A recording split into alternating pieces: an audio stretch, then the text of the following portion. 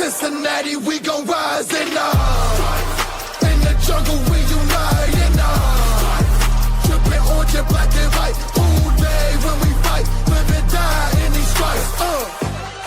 Now who gotta move rockin' on? Now who wanna move crossing on?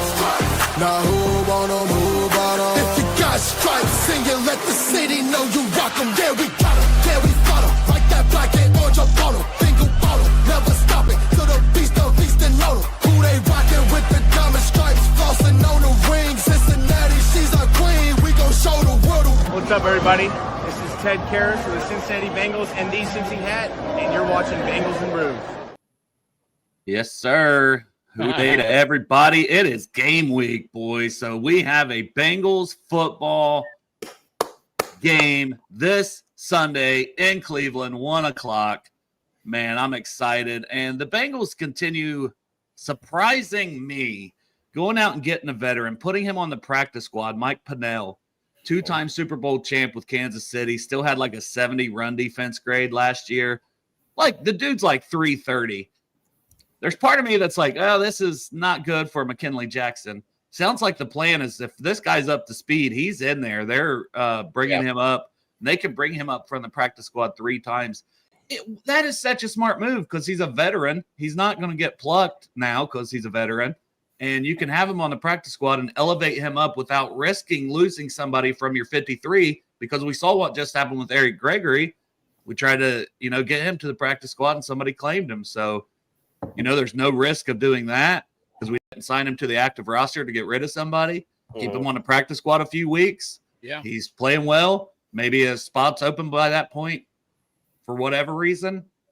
But if not, then you can worry about exposing someone off your 53 to the waivers. But I like it, man. It's nice, and we'll see if maybe they still go after a safety. We haven't heard anything really on that front from any legitimate sources, so nothing there to really report as far as that.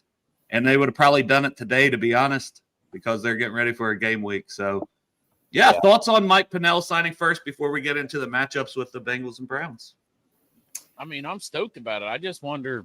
I kind of like it over 30 because anything that's a little bit different than what the Bengals' normal thought process is, I like. And so if they sign a veteran over 30 years old, that means that maybe they're changing their mind and they can see a future for some players like what they experienced with Andrew Whitworth and possibly Trey going over 30 and paying these guys. So I like it in that perspective. I wonder what the fuck is going on with McKinley Jackson? It's a big question here with all this. He clearly is in their doghouse, and we thought, well, he's just playing a lot. Maybe it's some stuff in practice, but I mean, this signing to me says that he's not as safe, or they don't plan on playing him the way we thought they were if this guy's active on Sunday. Greg, your thoughts on the signing? Hey, loving the jersey number 69. Finally, somebody scored the number 69 and all that stuff. No, like what piggybacking what Chop said, this is not something the Bengals normally don't do. Obviously, like Chop said also, I'm a little concerned about McKinley Jackson, but this gives you a veteran presence to have on the team. Guys won 2 Super Bowls, still playing at a high level. I think Dale, his PFF score in the run defense, wasn't he like 18th in run defense last year? I think it was something like that. And if you're over 70 as a run defender, that's pretty damn solid. And I mean, that's something I think looked still very concerning in preseason action with some of that run defense. So getting a veteran in here that's done it at a high level, I like it. Yeah, well, like I say, he may be 34, but still playing at a high level. In my opinion, I mean, low risk, high reward right here. He's going to be on the practice squad. It's not like you gave him a crap load of money. To me, if I had to give a grade on this, I'll give this a good solid B+, A-. Why not? Yeah, there's no risk here, and it's moves that we always would say, like the Ravens make these types of moves right before the season. They're always adding like a pass rusher or this or that, whatever little veteran piece they need. And they usually get a lot out of those guys that they sign. So I like the fact now we've got 2 with Reisner and him here in the past week. Your thoughts on the signing, Dustin? Is this our Calais Campbell sans? Like we wanted him for, the last 2 to 3 years. Yeah, it's pretty funny. Solid. I mean, it gives you depth. Like, I just remember when the Bengals would play him, he was always a tough guy to move around in the middle.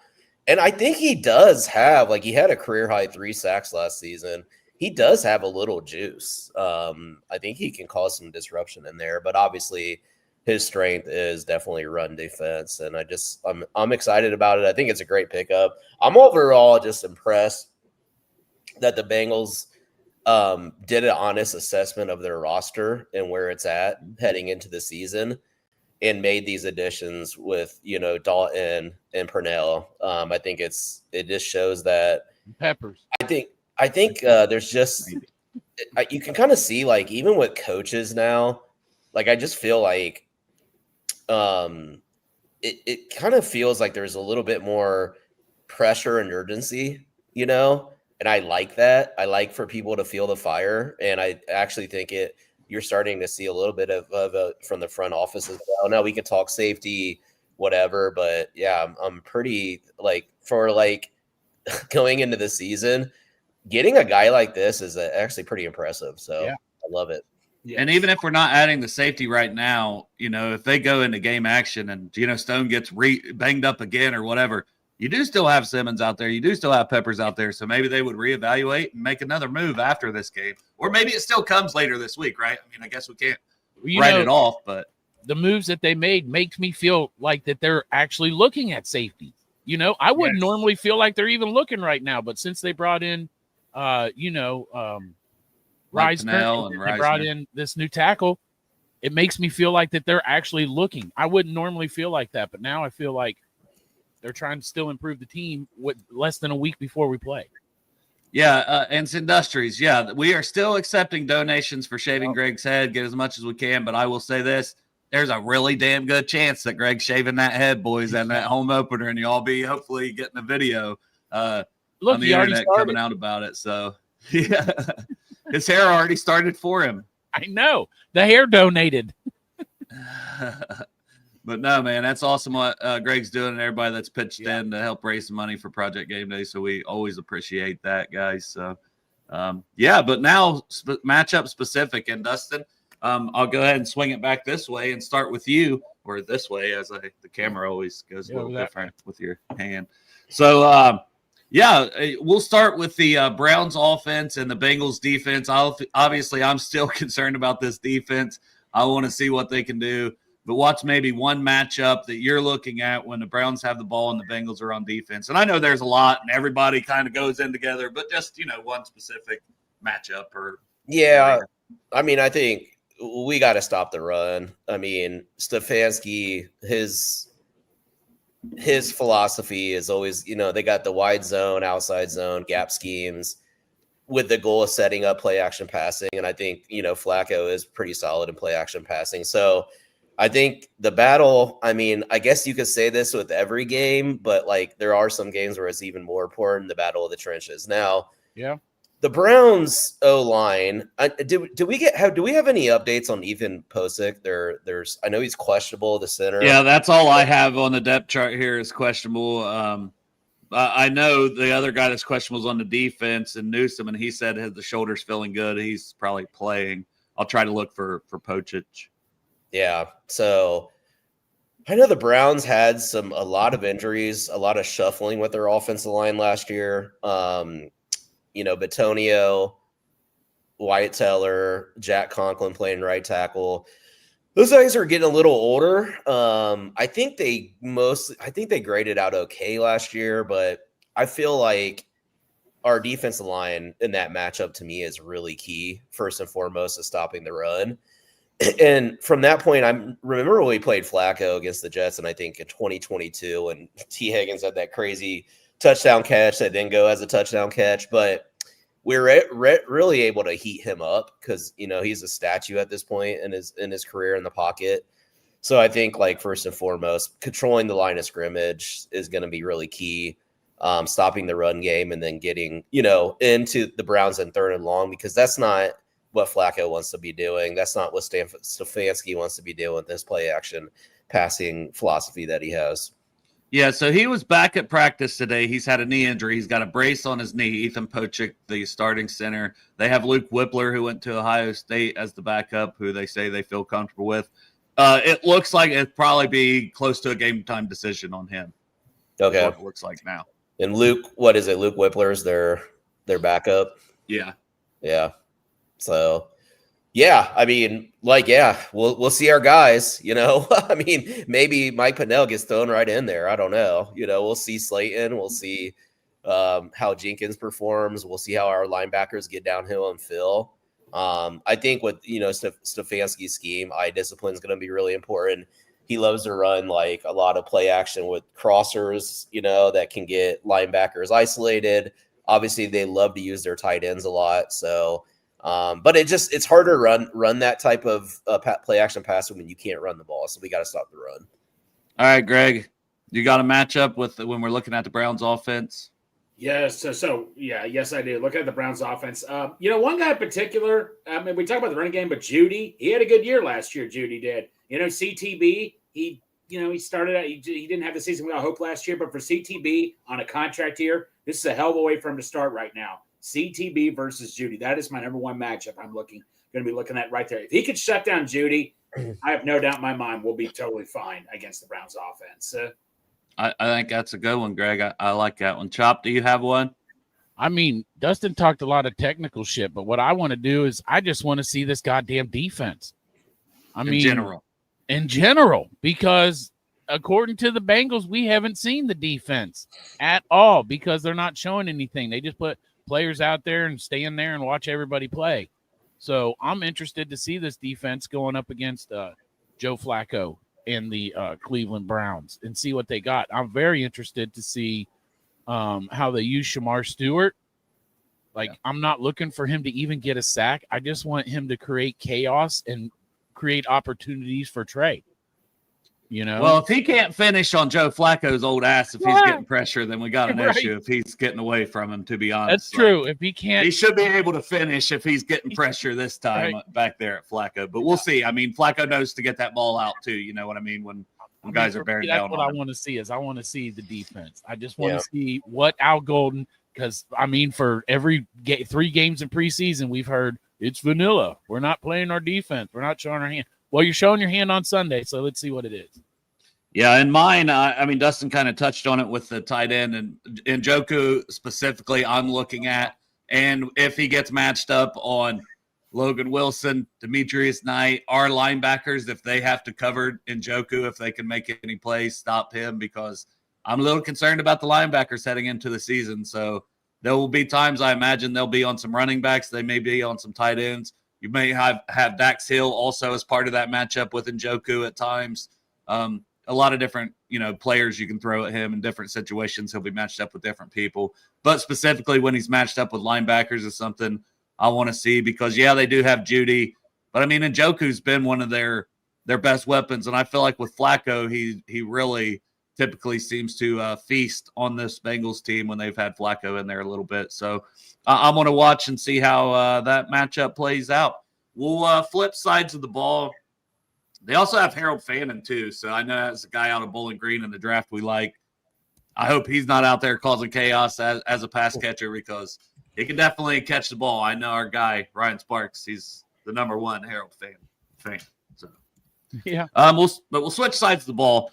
I mean, and this is really like where all the storylines are going to be, right? You got the Browns defense, Myles Garrett, Mason Graham, Carson Swessinger, Denzel Ward, like all these players. And then you've got the Bengals offense with all the additions we have with Fant, Gesicki, but also obviously Higgins and Chase Brown out of the backfield. I mean, just matchups galore here when the Bengals have the ball on offense and the Browns are on defense. So, Dustin, we can kick it back off with you. What are you looking for when the Bengals have the ball and the Browns defense? What's some of your favorite matchups? I think if you hear from just the numerous press conferences and talks to the media that Dan Pitcher has given, it's pretty clear we want to feature Chase Brown more this season. So with that being said, one of the things I'm looking at is the ability to get in third and manageable in this game, so that goes by establishing the run, utilizing Chase Brown. I know the Browns have had a little chaos at linebacker position. Obviously, they drafted one of the guys that we really liked in Carson Swessinger, and he's had a pretty good camp. Historically, the last couple of seasons, the Browns, they do play aggressive. They attack gaps, but that leaves you open for being able to gash them in the run game. So I like for us to feature, Chase Brown, get us in third and manageable, be able to protect Joe Burrow, obviously, against that defensive line. So that's kind of generally how I like to see the game scripted. I think the matchups in the secondary are pretty fascinating. I know that every time we go against, the Browns and their secondary, it's like best on best. So those are always fun matchups to watch. Ward. I do think we can take advantage of their safeties. Ronnie Hickman has kind of been up and down, Grant Delpit. So it'll be interesting how much we do 12 personnel and how we are able to maybe get on those safeties and pass coverage. I don't think that's their strong point in the Browns secondary in terms of a safety play position. So I would like to see like how we can isolate them in the pass game, attack them. But again, all starting with establishing Chase Brown, winning in the trenches, keeping it third and manageable, and really keeping the pressure away from Burrow that way. Yeah, Greg. Yeah, like Dust said, Chase Brown. But you know what I'm going to be interested to see going up against this Browns defense? How much we're going to use the tight ends now. We have 4 tight ends we could easily use. Are they going to be using Drew Sample a lot, helping out, trying to guard Myles Garrett at times? Are they going to use like Sample and Gandy, or are they going to use the other 2 tight ends more? Which is Gesicki and Fan. It'll be interesting to see if we're going double tight end formations. That's what I want to see a lot. Now, when we sign Noah Fant, this gives them the chance to get way more creative. So then we go in a goal line stance at times, and then you have the tight ends over here. You do a little fake handoff where everybody thinks it's going to be a run and someone could be wide open. So I'm really interested to see how the tight ends are going to be used in this game. That is interesting, and that brings up a good point about the tight end, especially since I feel like we're going to see a lot of what we all got excited about Eric all last year with Noah Fant. But I'm taking the low-hanging fruit, man. For years we've been watching the battle, and Jamar Chase said the toughest fucking guy that he's got to catch against is Denzel Ward. So I'm looking forward to seeing that matchup again, and I'm looking forward to seeing Jamar win that matchup again. I know it's low-hanging fruit, man, but that's a good one every year. Twice. Well, I'll stick with the low-hanging fruit, and I'll say Myles Garrett, just Myles Garrett in general, because they're going to move him around. They'll kick him into the inside. They'll have him standing up doing basketball between the legs moves before he comes up the middle. They'll have him on both ends against our tackles in Brown and Mims. But I don't know. It's going to be a big test for our O-line right away, and not just him with Mason Graham, but obviously I'm looking at him. And then the other one is Newsome being on the outside that I was kind of mentioning before the show. So they had an injury to Martin Emerson Jr., who's on injured reserve right now. And Newsome is kicking back out to the outside from the slot. Cam Mitchell's now in the slot. So having a guy like, we think Ward will match up with Chase, but, somebody's got to guard Yoshi. Somebody's got to guard that man T. Higgins. And, man, can T. Higgins go out there and eat when he's faced up with Newsome? Could Chase go in the slot at times, and he's matched up with a guy like Cameron Mitchell? I think there's a chance there to expose a little bit of that. And Dustin mentioned Ronnie Hickman and Grant Delpit as well at safety. We'll see. We will see. I do like Carson Swessinger, Mason Graham, some of their D-line guys. But I think there's a chance for us to put up some points on this Browns team, especially with a healthy Joe Burrow coming off the preseason, coming out of training camp. These guys played. They should be ready. They know they've gotten off to slow starts in the past. Even offensively, we've gotten off to slow starts. But I think there's a way that we start fast. And I just feel like, man, we could have their fan base booing by the time the second quarter rolls around if we're up a couple scores. They'll be chanting for Shedeur Sanders. They'll be crying tears in their beers. And, we could really make life miserable for the Browns fans on Sunday if we got off to a fast start. Yeah. And another note, Greg Newsome was dealing with a banged up shoulder all training camp. He didn't practice a lot too. So, he might have some rust. So definitely, like, as you're going through your keys, I just think, like, just kind of looking at their secondary, which has always been a strength, and they still got dudes out there. I would like for us to definitely go after Newsome, go after the linebackers in the pass game, and go after the safeties. And I think, like, our play callers will design something up to get those guys isolated. I could actually see Chase Brown trying to get him going in the passing game on those linebackers during this game as well. So I think the game plan for Sunday is going to be a heavy feature of Chase Brown. I really do. If it's working. Well, and don't just let I was just going to say, don't let Carson Swessinger just be able to come downhill constantly. If you're putting him in conflict, maybe at times where he does have to watch Chase Brown out of the backfield, he can't do what he does best, which is just come down and attack downhill. So exploit that. Yeah. For the record, I did see Dale's dot bot. So when we got to do a show, you got served type of deal. Wait, me and Dale need to go at each other. You got a dot buddy. I don't know. I don't even know if it could classify as a dot bot. I tried to make the people happy. I don't know what the hell it was. Bro, I was it looked so good. I don't know. You and Corey were the only ones who tried to copy off of it one time. Corey did a pretty good job too, so it's close. I think that Emerson injury is pretty significant for them though in the secondary. So definitely take advantage of that.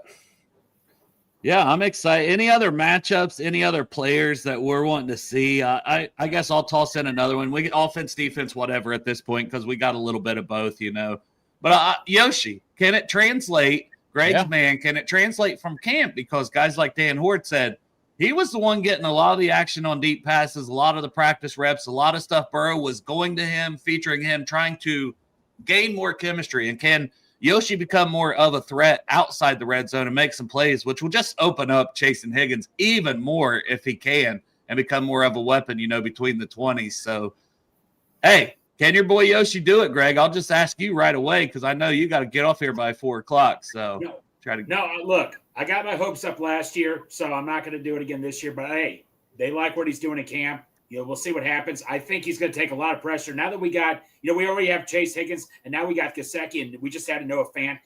I definitely think a lot of pressure is going to be taken off Yoshi.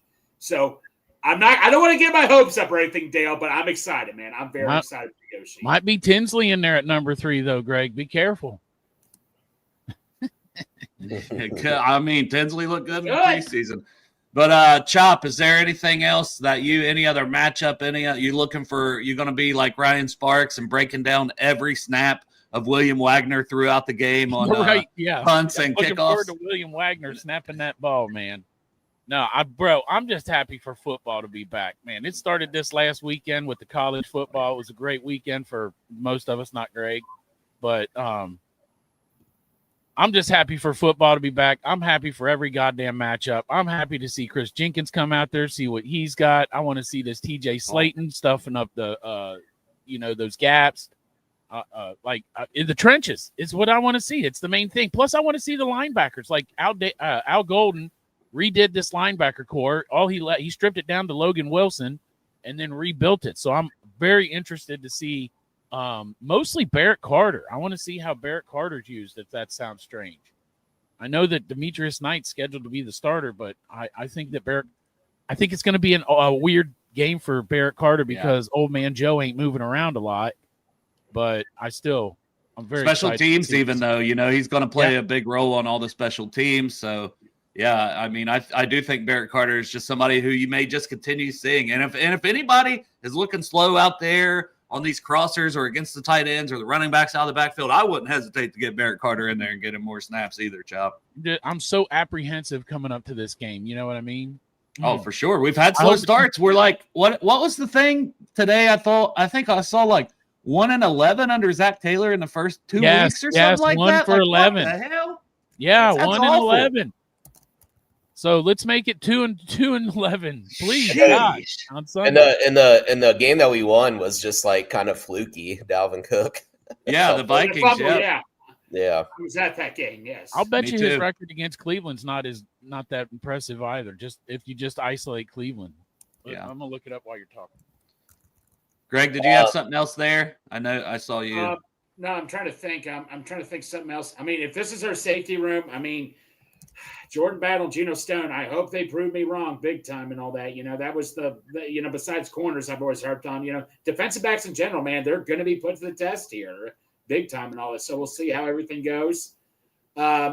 like I say, so we'll go ahead. Well, let's go ahead. Let's get your score prediction and let's get a dot bot and let you get out of here because I know you got a family event to go to. So, all right. Score prediction first. Fire them up speech. What do you got here? And then you got to give the people the dot. I'll say this as a formality. I'll say it's going to be a tie. Okay. 2-6. I looked it up. Jack Taylor's 2-6 versus. I'll see how this goes this year. I'm going to start something. I'll say it'll be a tie, 69 all. 69 all. Everybody gets the 69. Yeah, exactly. But here's what I'm going to say. If I'm Zach Taylor, here's what I'm going to say. Get your asses right now in Cleveland. Our train is coming up there. We're going to blow everybody off the goddamn field. Get the hell out of here and go back to the dog pound. Yeah. That's what I'm going to say. And to end this off. God dang it. I got so much crap on my floor. Oh, he wasn't ready. He wasn't prepared. He was not prepared for this. There we go. I got to get more. I got to get more arm action. I got to get more arm action. Your arms were kind of side to side a little bit more. Greg's. I got to get more out here. Yeah, out here arms. Yeah. Got to take notes now. An instructional video for the take notes, Dale. Teach people. Yeah. All right. Well, I love you guys. Have fun, buddy. Too. See ya. See you, brother. See you Friday. Oh yeah, that's right. Friday, I think I work. Yeah. We won't see you Friday, Chop, but yeah. And Friday we'll probably try to do over-unders. I don't know. Derek's on a damn cruise. We'll figure out Friday show. We usually have him. He's our gambling expert there to put in all our over-unders, but we'll see. I mean, me and Chop maybe did put in a little bet, but we're not going to talk about it. So the spread opened up at what, 5.5? Bengals favored. I had not seen it, so I could see that, because the Browns aren't expected to be a powerhouse this season. But I think it's the first week of the season. Everything, man. And how many upsets league wide do you see? You see like the Bills drop a game to whoever over these last few years, and just all the time these upsets I feel like can happen early in the season because just like the Bengals, there's a lot of teams that aren't necessarily playing their best football when the year starts because they didn't play much in the preseason. Yeah, I mean the first game 5.5. Yeah, well, I mean, yeah, I definitely would take the Bengals in that spread. I think we win by 7, but yeah, another matchup too is obviously bet on the Bengals. Fuck that shit. Nope. Yeah, I don't gamble on them either. I'll do other teams, man. I ain't betting on the Bengals. Me and Chop put a large bet in for Garrett Nussmeier to win the Heisman. Yeah.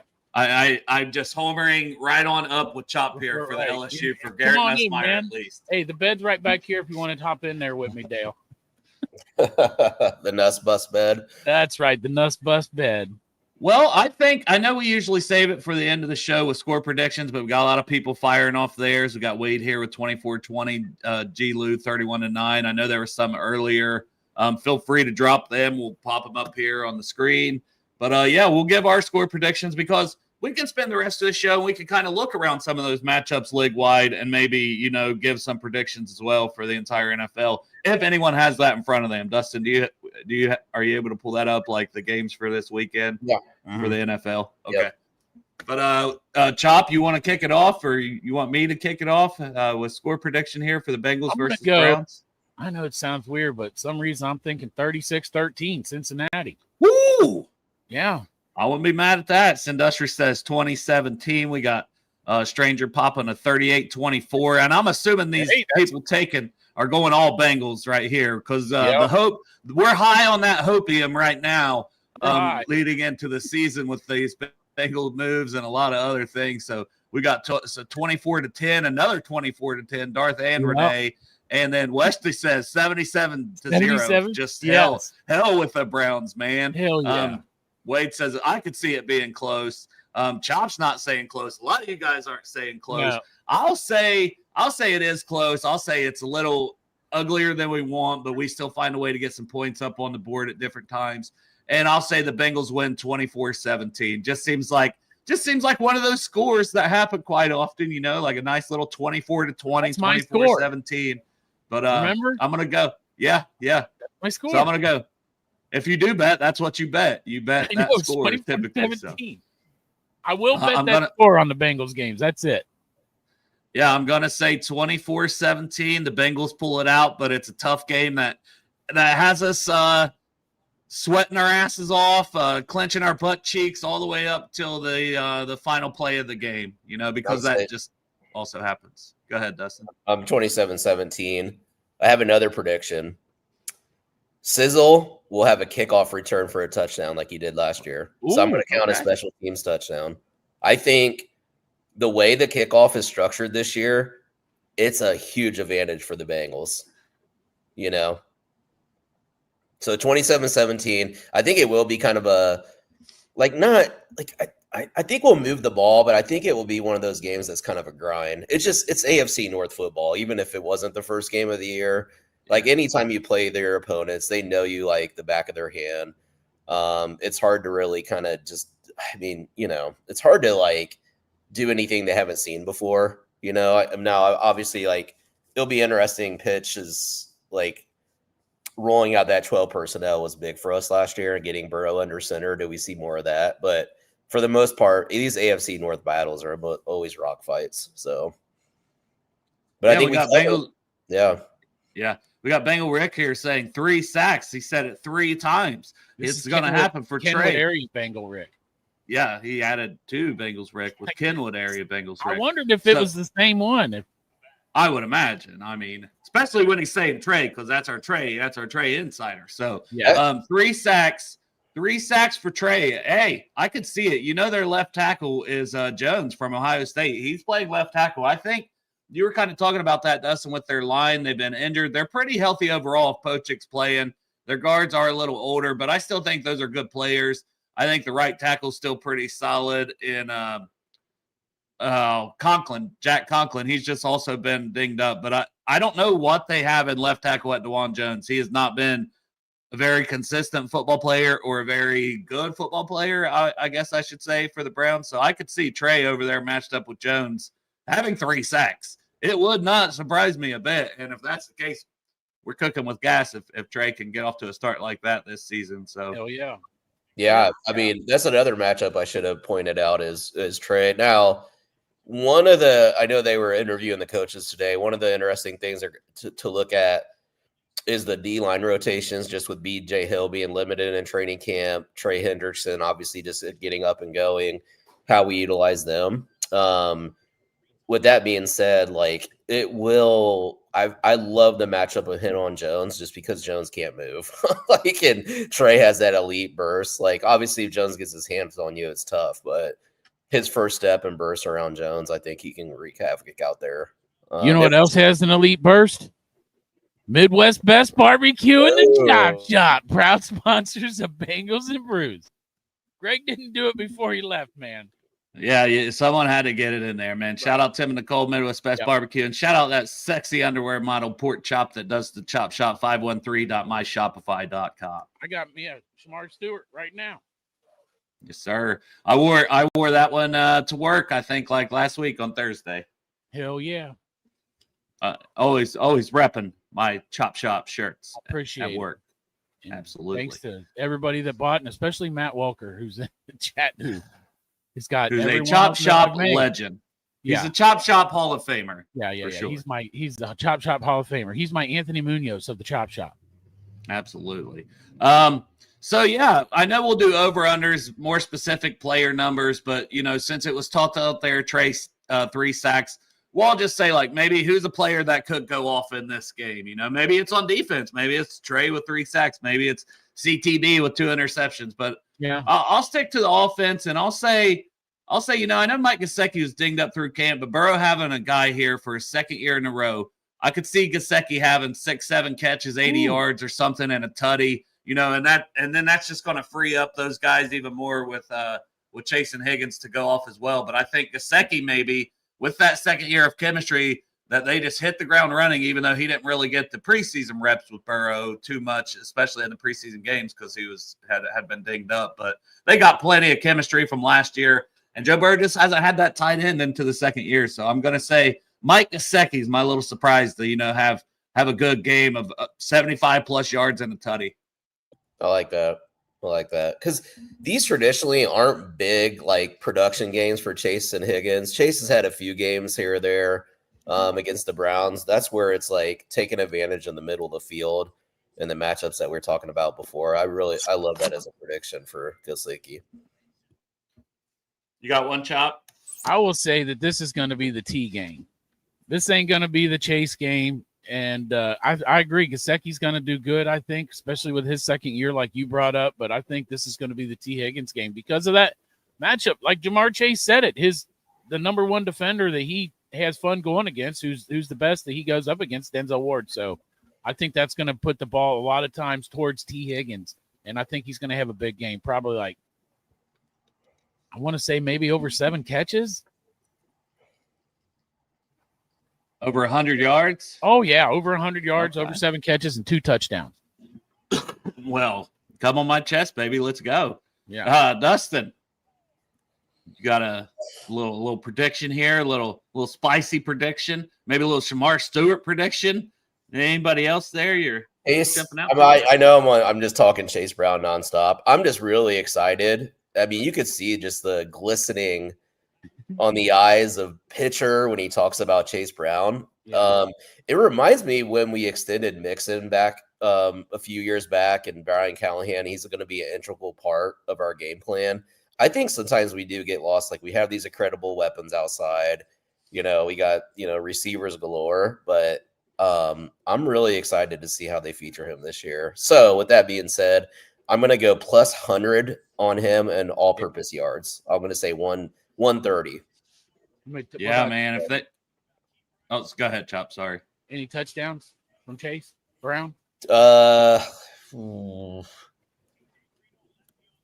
Taj Brooks get in the low red zone? Do we found that boy or Samaje Perine? Yeah, I'll say 1 touchdown. Just, touchdown. Okay. Like, I'm not as concerned with touchdowns. I just want to see, obviously scoring touchdowns. I don't care who gets the touchdown, just production. Like, yeah, get us down there. Get us down there to score the touchdowns at least, right? Yeah, touchdown. Stay Dale for Gesicki. Bro, I could also see Tanner Hudson having 3 touchdown catches. That's 4 touchdowns, bro. Burrow loves going to him on the goal line. He does, yeah. Low key, the T Huddy game is Dustin's shout out of the week. Yeah. Yep. He's gonna wreak redemption for last year when he tried to stretch the ball and fumble it. So I'm gonna call T Huddy 2 touchdowns. 2. All right, you were going strong there with 3, and then you're like, "That's just insanity." Let's go. Austin's Art says 4 interceptions. Hey, if we have 4 interceptions on Flacco, that would be a good day because you're getting the ball back to Burrow, and that's what this defense has talked about: getting the ball back to Burrow, getting it back to the offense. So I love to see it. And I see the Reds here got a walk-off win, which they've been sucking. They've been sucking. And now they'll win 3 or 4 games, get everyone excited again, just to then suck again. I can't get excited about the Reds anymore. I'm just over it. Anthony says they brought up Sal Stewart today. He had a hit. Yeah. He looked really good at the plate. His dad about damn time, right? Yeah. His dad made me cry. They interviewed him. He's a Cuban immigrant. I was getting choked up. So really cool story. But Cuban immigrants make you sad. Yeah, he hates them. Don't watch Scarface, bro. Anthony says you may want to consider Fant. Could see a big game. Specifically hit the field in a 2 tight end sets. So yeah. Hey, I hope so, but he's so new. I think about halfway through the season, we're going to see a whole lot of Fant. I think it's going to ramp up about the same as Eric All. Eric All started off a little slow, but after about 4 games, he was really kicking it in. I figure that's probably the trajectory with Fant. But, a lot of this is game play dependent. Like, let's say Flacco looked like he did for the Colts last year, and they can't run the ball. We could just end up leaning on our defense and just kind of milk out the clock kind of thing, the flow of the game, Bro, do you realize what you just said about the Bengals? That we could have to lean on our defense? Come on now. What world are we living in, Dustin? I know. I'm just saying, I don't know. It's just stranger things happen week 1 too. I am not confident in the Browns offense at all. I feel like Flacco's barely played this preseason. Are you more confident in the Browns offense or our defense? Our defense. Our defense? Yeah. I'm just I feel like I moved to Missouri because show me. I'm at this point, show me We didn't do shit in these preseason games for anything, man. Yeah, so, I'm with you, Chuck. Yeah. Show me. I know. Yeah, we did. God, I hope so. And, like, we got to stop the run. Stop the damn run. I think Flacco's going to stop something. Stop the fucking run. Stop the pass. Just stop something. How about stop a third down one fucking time? Stop a third down one time, please. That's another. I want to see is, man, I remember how many third and longs we had last year, and they would pick it up like 3rd and 15s and shit. That's one thing I hope we figure out this year. Like, because if we got a couple of those stops on those 3rd and longs last year, we've been a playoff team. Like, it was just, you know what I mean? So. Taylor asked if it's not Brown down there on the goal line, like we were kind of talking about, is it Brooks or is it P. Ryan? Who gets those goal line? This is kind of like the defense. Till I see otherwise, I'm going to assume they're going to go back to their old reliable that they've had here and go with P. Ryan and not get the rookie the ball early. But I would love that be different. Yeah, I don't see Brooks like playing a lot, to be honest. I love Brooks. He was my pick for running back, so I'm going Brooks. I'll say they got. I love Brooks too. That just rookies. It's kind of hard to throw them out in the fray, like right away. So yeah, stop. And that's like with Stewart too. I don't like what. How many snaps do you think he gets, Dale? 20, around 20. And it always depends how many that everyone gets, but you know what I mean? Like if it's out of around 60 to 70, I could see him getting a solid 20, maybe 25, depending how many snaps they had. Yeah. Yeah. That sounds about right to me. Well, I wonder how much in football shape he is, because you remember they were saying he was getting gassed on the field, Al Golden was saying. So hopefully he's in better shape. Yeah, and it may be one of those things that they're bringing him in more on third down than anything else because they're not wanting to have him out there for a bunch of, you know what I mean? He's a guy coming in every now and then, specific down and distance situations. What about when they're 3rd and 15 this time and they got Miles Murphy on one end, Trey on the other, and they got Osai and Stewart right in the middle? Woo! Yeah. I like that. Joe's going to be shaking in his boots. I do like that athleticism on the line against the likes of Wyatt Teller and Jack Conklin at their age. So, that quick twitch defense against some of those older linemen that they have, let's take advantage of that. And I do want to see a big rotation. I want to see Chris Jenkins getting plenty of snaps with BJ, not really being out there for preseason action and getting up there in age. Panell coming in there with Slayton, let the big boys rotate a lot. Even on, maybe you play this series, you play the next one, for rundowns. Mm-hmm. Mix it up. Maybe McKinley Jackson, Howard Cross get some snaps. Put waves, coming at that. That way you keep everyone fresh for the end of the game, because we had a lot of close games. So having guys fresh at the end could be a big deal. So keep tossing guys in waves on the D line. Yeah.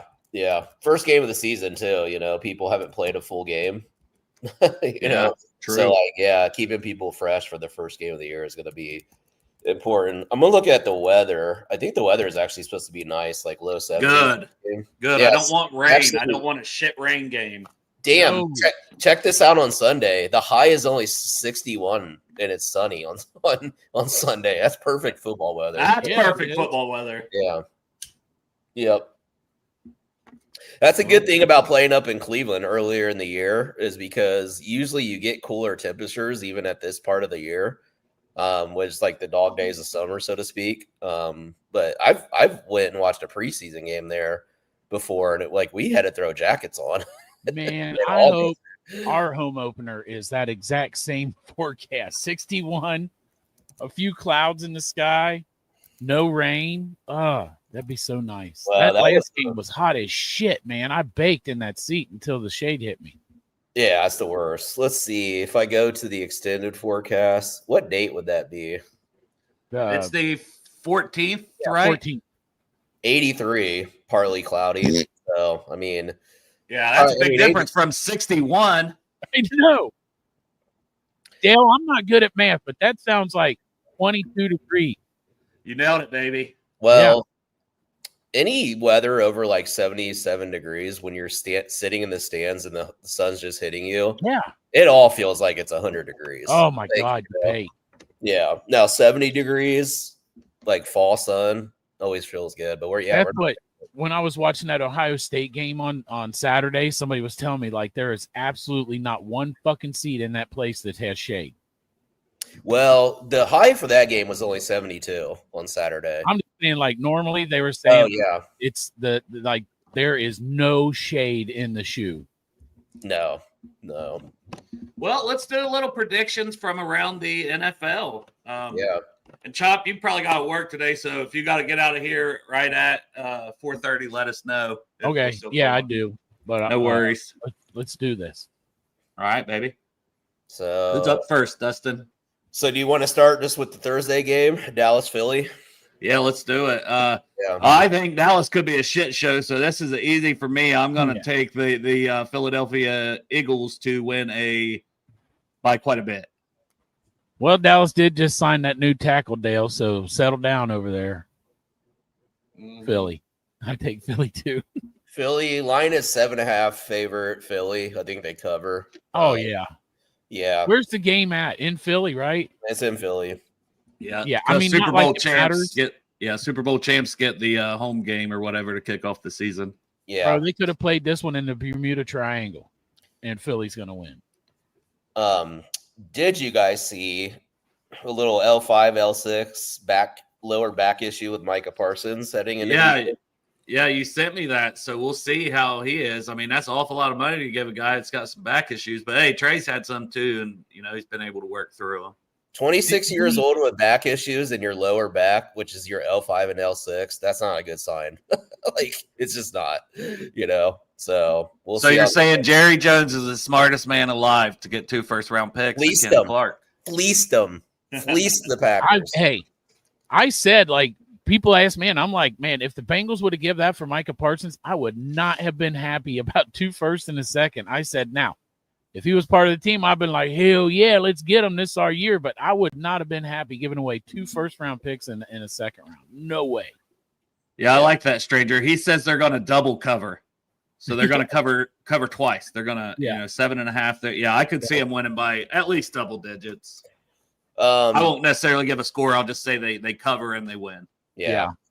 The next game, Friday in São Paulo, Brazil. Kansas City. Game 2, man. We are so fucking back, baby. We're so back. Just nonstop football. Dude, Saturday, I literally sat on my couch from 8 a.m. till 12:30 o'clock at night because Utah played at night as well. And they look damn good too. Dale and I were texting about that quite a bit. Yeah, until I crashed out. I didn't make it to halftime, I don't even think. Bro, I sat in my work chair and got paid to watch time and a half plus 2 bonuses, and I only got 1 patient came in 12 hours. Watched Ohio State uninterrupted, and then watched LSU uninterrupted, and then went home. The patient came right in between the games. Such a good patient. Perfect. Yeah. So the spread in that game is KC's favorite 3.5. Actually, this is one of the games around the NFL that I'm most interested in because it's just where is Kansas City kind of in their trajectory now? Do they any kind of dynasty run, Super Bowl runs? Do they kind of start to take a step back, rebuild? I don't know. Los Angeles, I don't know. Harbaugh going there, it seems interesting in theory. And he's had success wherever he goes. I'm just not a huge fan of their roster. I'm just not. So, I don't know. We'll see. I think that will be kind of a signifier of where the AFC West is. I mean, was he successful in California, the 49ers? Yeah, he took him to the Super Bowl. Yeah, I guess he did take him to the Super Bowl. Yeah. I think there's a bigger rebuild at LA than especially because they were old. They got really old on defense. So, yeah, but I'm more worried about their defense, but I do think the way they win this game is exactly how Harbaugh likes to play. He's got his boys at running back now. Najee Harris, who I don't even think will end up being the feature guy, but Amari and Hampton that he drafted, that's just a beast. So having those 2 running backs, I'll say Chargers win in a close one, squeak it out. Maybe that's just me being hopeful because I hate the Chiefs, but I'll go with the Chargers. I would love the Chargers to win. I do think that the Chiefs have taken a step back, and I think the focus is shifted. Like, they fucked themselves. Like, yeah, I think the NFL used Taylor Swift to get views, and it worked. And now I think it's turned into the Kansas City Chiefs are the fucking Travis and fucking Taylor Swift show. So I hope they take a step back, because fuck the Chiefs, man. I mean, fuck the Chargers too, but fuck them less than the Chiefs. So let's go Chargers. Yeah, I want to say Chargers, but I just that whole right. The whole organization I just don't trust. It's just the Chargers will always Charger. I don't know. So you're going with the Chiefs? I'm going with the Chiefs. Yeah. All right, brother. Yeah, sorry. No. I mean, it's a smart play. And I don't like what we all three pick, because you can pretty much, if we all three would pick the Chargers, they would have no chance in hell to win. Right. So. Yeah. I want them to win so bad, man. I'm wishing it for them. I'm manifesting. Yeah. And I do think they could make a push in that division. Yeah, it's Denver, Chiefs. I agree with Denver if Bo Nix is actually what he was last year and builds on it. I think the Raiders can be plucky, like they're not going to be an easy out. So that's going to be a fun division to watch this year. One of the idiots at work, and I say that fondly, bet me that the Bengals record would be worse than the Raiders record. We bet like $20. Damn, he's got faith. Yeah, I guess. I don't know. All right, next game. Let's go with Tampa versus Atlanta. The spread of Tampa's favored by 2.5. I'm going to take Tampa in that game. I think their receiving core, they draft well, man. That's the thing with the Buccaneers we don't talk about enough. They always draft good players. So Emeka Egbuka, we'll see what he does. I don't know. It just feels like Atlanta kind of didn't really. I just don't like. Penix is obviously going to start the year. Maybe they get a bump from that. And they do have some talented players, but I still don't trust their defense. So I think Tampa covers and wins by like 10 plus points. Yeah, I'll go with Tampa. What are you going to say, Dale? Same that I was going to go Tampa also. I think Baker and those receivers, you mentioned Egbuka, Mike Evans, man, 1,000 yards every year. Defense, so. But I like Winfield in the back end at safety. Maybe he gets a pick, a big play, a forced fumble, something. And I just don't have faith in the Falcons more than anything else. I don't have faith in Penix. I don't know Penix yet. He just played half the year last year. I don't know what they got in him. So Baker minus Cleveland is a great quarterback. So that's my whole theory about picking Tampa Bay. So put all your money on Atlanta because we all three picked Tampa Bay. That's in Atlanta. And then, so next, Miami at Indy.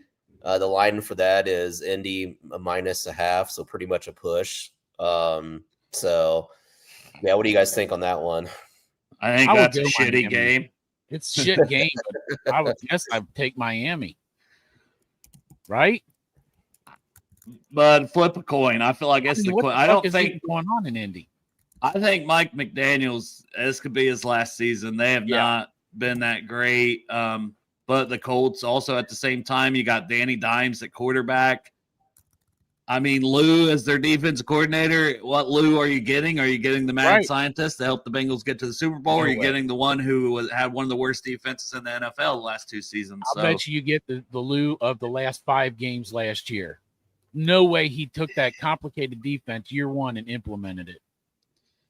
Yeah, I just see an ugly game, and Wade says Colts by 3. I'll go opposite. I'll go Dolphins by like 3, but I think it comes down to like a field goal and just kind of a sloppy, ugly game. Yeah, I also think Dolphins. I don't have a score prediction, but Dolphins.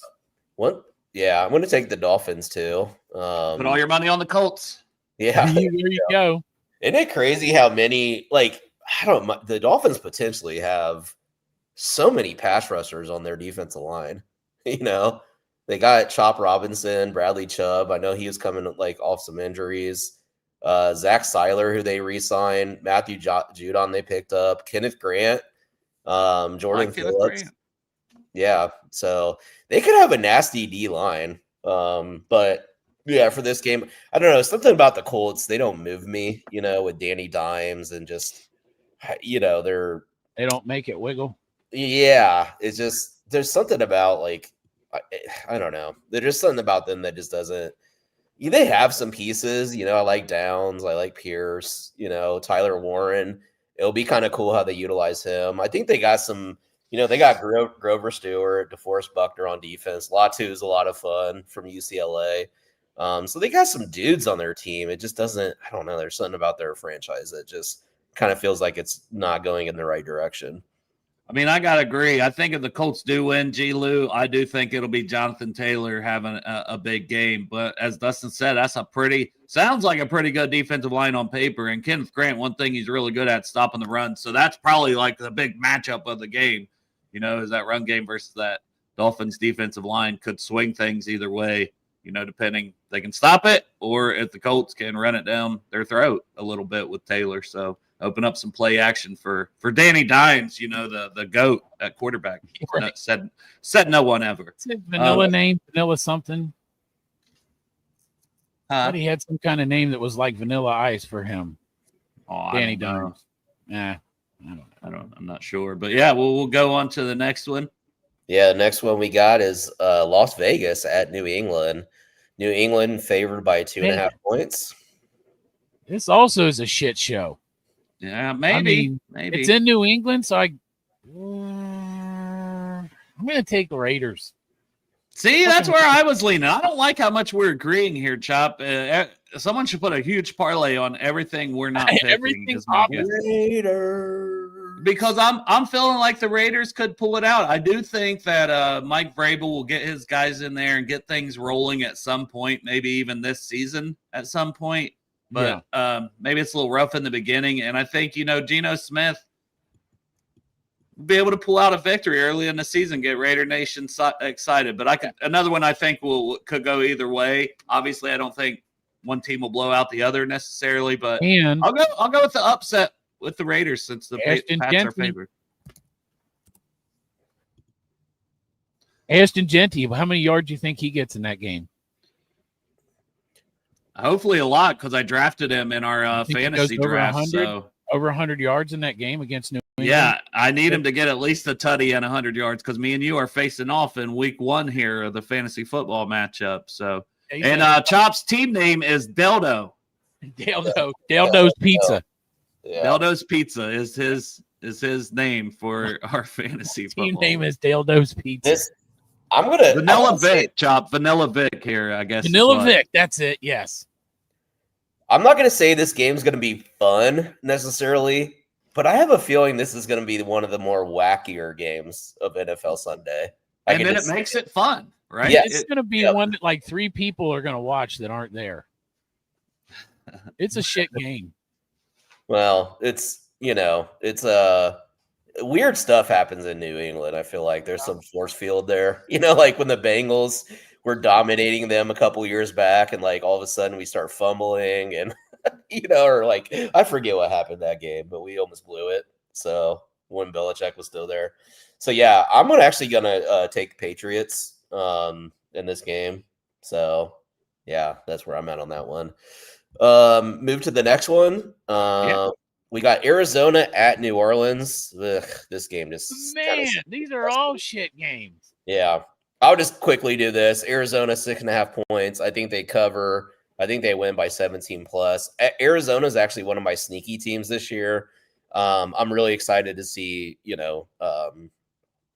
Will Johnson at corner. I'm excited to see Marvin Harrison in his second year. I'm just excited to see how Arizona comes together. I think they could be a sneaky team this year. So, yeah, Arizona. Well, who won the quarterback job? Spencer Rattler for the Saints. Yeah, I'm going to go with Arizona as well. Yeah, I'm going to go with Arizona, so everybody should take the Saints. But the reason I'm going with Arizona is because I want the Saints to lose every fucking game. Yeah, and it's nothing against the Saints, but I want Gary Nussmeier to be the offensive coach of Garrett Nussmeier next year when he's a rookie. Who the fuck is Gary Nussmeier? It's his dad, Norman. What's his name? It's Doug Nussmeier. I want Gary. Doug Nussmeier to be the offensive coordinator for his son Garrett Nussmeier next year. I actually think he should change his name to Gary because his son's Gary and Garrett. That was way better, to be honest. I think so. Like, there you go, Doug. I fixed you. His dad was at the game when they panned in on him on Saturday. He was laser focused. I know. I made a funny comment in our group chat that the Saints offensive coordinator's at the game scouting. There's probably tons of scouts at that game. There's a lot of there was players. All right. So the NFL scheduling gods strike next. We got Pittsburgh traveling to East Rutherford to take on the Jets. Rodgers against the Jets. Pittsburgh is actually favored by 2.5 points. I'm actually kind of surprised that spread is so low. I'm definitely going with Pittsburgh in this game. Love Justin Fields. I don't know. I watched a little bit of his preseason. I just kind of saw the same Justin Fields. So I think Pittsburgh handles them. Yeah, I love Ohio State Justin Fields, but man, it just hasn't quite panned out in the NFL to this point. We'll see what he can do this year with Garrett Wilson, who was his college teammate.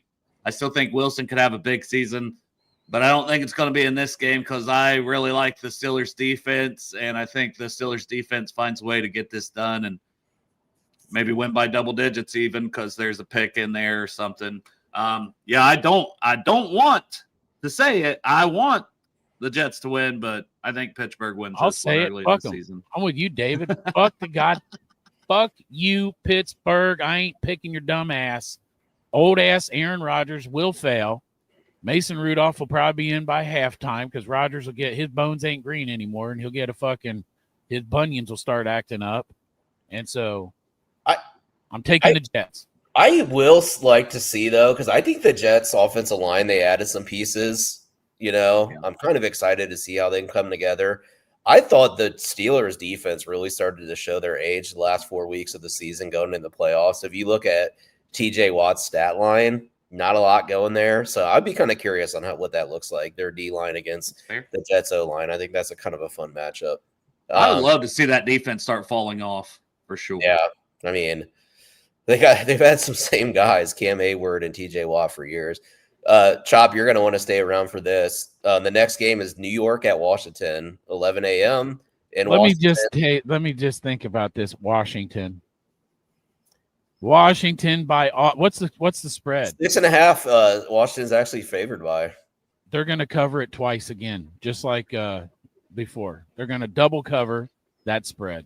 No faith in Malik Neighbors. Year 2 Malik Neighbors. I got to tell you, Malik Neighbors is going to get his 2 touchdowns and do all he can, but he's also going to go across that field at the end of the game and tell his buddy Daniels. He's going to be like, I already knew it, but I did all I could. But congratulations, because Jaden Daniels is going to throw minimum 3 touchdowns and 300 yards. This is another one I got to ask. Who's the starting quarterback for the Giants? Russell Wilson. Yeah. If they're starting with I would honestly pick the upset if Jackson Dart. I know he's a rookie. I know there'd be some growing pains. But if Russ is starting, I just don't have faith in him.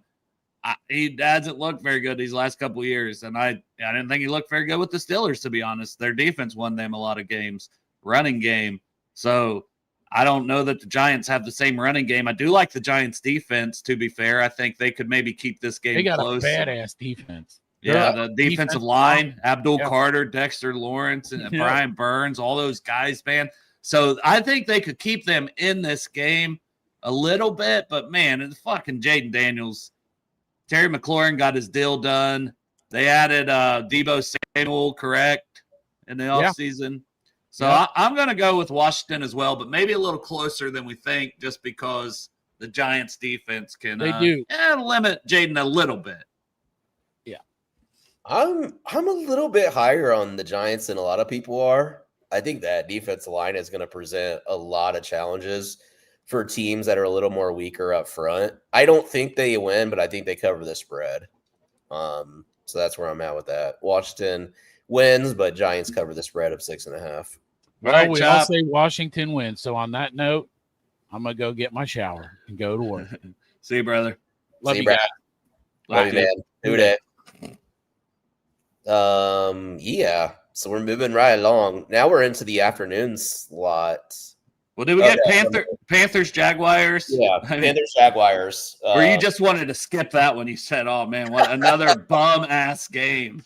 Yeah, dude, I was actually really stoked about week 1, and now I'm starting to look at some of these games. I'm like, oh god. Well, I know I won't be changing the channel. I wouldn't anyways when the Bengals are playing versus the Browns. So, yeah.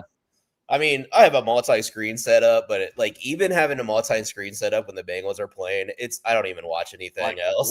Laser focused on. Yeah, it's just like my TV's right here. Now, that's when the afternoon games become fun because I'll start to like watch, multiple games at once. Yeah. But when the Bengals are playing the Browns or any team, it's just like it's all on the Bengals. Yeah, I don't know. Carolina, Jacksonville spreads 3.5 favored Jacksonville. I am actually going to take Carolina in this game. Okay. I think they're kind of plucky. I think that they're on the up and up. I really love their offensive line a lot. I think they're one of the better lines. And I'm like excited to see some of the weapons that they added. Obviously the receiver from Arizona. So I'm taking Carolina in this game. I'm glad you did because it was like, man, do I just do a little something different here and go Carolina? You took them, so I'll go the other way. I'll go Jags. I'll go Chop Sky. Brian Thomas picks up where he left off from last year, and Brian Thomas looks amazing. Balls out for the Jaguars. I don't know what to expect of that team, but one to pay attention to because that's our opponent in week 2 is Jacksonville. So we'll see how they do against the Panthers. I mean, man, if they start out 0-1, that would be something to lose to Carolina. But I do know, they traded Thielen. Xavier Legette didn't really look that good last year. Jalen Coker now is injured early in the season. They were expecting him to be a starter. Then he gets injured right after they trade Adam Thielen, which sucks for them. They did draft Tet McMillan. Chuba Hubbard had a good year at running back. Like you said, the line very, very solid. Pretty one of the probably a top 5 O-line in the league. If not damn close to it. But I'll go Jaguars since you went Panthers. But another one I could see being fairly close. Yeah. I think a lot of these games will be really competitive. There's some pretty. I mean, I guess this is always the case in the NFL, but there's some pretty low lines here. So. Now we get into the afternoon games. Tennessee at Denver. Denver is favored by 7.5. I'm taking Denver to cover the spread and win. I am a Cam Ward guy, but that's a tough first defense to go against. On the road and on the road in Denver. Definitely taking Denver in that game. Yeah. Denver has too many horses. Oh, look at that. Yeah. And Denver gets the win. What'd you say the spread was? 7.5 Denver favorite. Okay. I thought you said 10.5 at first. I was like, well, shit, I might have to say, no, but yeah, I could see it. I could see it being an 8 and 9 point game or more. Honestly, it could get ugly if Ward throws a pick or two, because that is one thing. He does have that mentality, that gunslinger mentality. It's good and bad. He makes a lot of plays with it, but he'll also put the ball in harm's way. So I think going against a very good Broncos pass rush, unfortunately, my guy Cam Ward has a couple big turnovers there, gets sacked quite a few times, and the Broncos get the win. Even though I'm not really rooting for the Broncos this year because I think they could be a hurdle for the Bengals playoff odds, kind of like last year in that mix. Where are you at with Callahan and his kind of what's going on there with him? Do you kind of think, Warm C? I mean, it's a huge rebuilding effort, obviously, like only a year or two, but I don't know. Like, what do you got to show? What do you got to see from them just to kind of see they're going in the right direction and he's, be able to stay off that hot seat? I mean, I think he should be safe if they can get to 6 wins because they do still have a lot of work. And if they can do that with the rookie quarterback, maybe it shows you're trending in the right direction if you can get to 6. Mm-hmm. Anything under that, I think he's probably definitely fired. But even 6 wins, may not be good enough for him to keep his job. I just don't know how long the leash is there for him in Tennessee. It seemed like some people wanted him out last year. And we'll see. I hope they give him a chance to actually grow with Cam Ward for, this season and next. I think for me, I wouldn't have him on necessarily the hot seat, but I do think you can't only win 2 or 3 games this year. If you win 2 or 3 games, man, you probably are out, and that's just how it is. I do like how they built the trenches, especially on the offensive line. So, keep Cam protected, run the ball. Denver, please get my boy RJ Harvey in the game, please. I know we got our boy Dobbins starting for them, but I want to see some Harvey carries. Oh yeah. Yeah, I was high on him.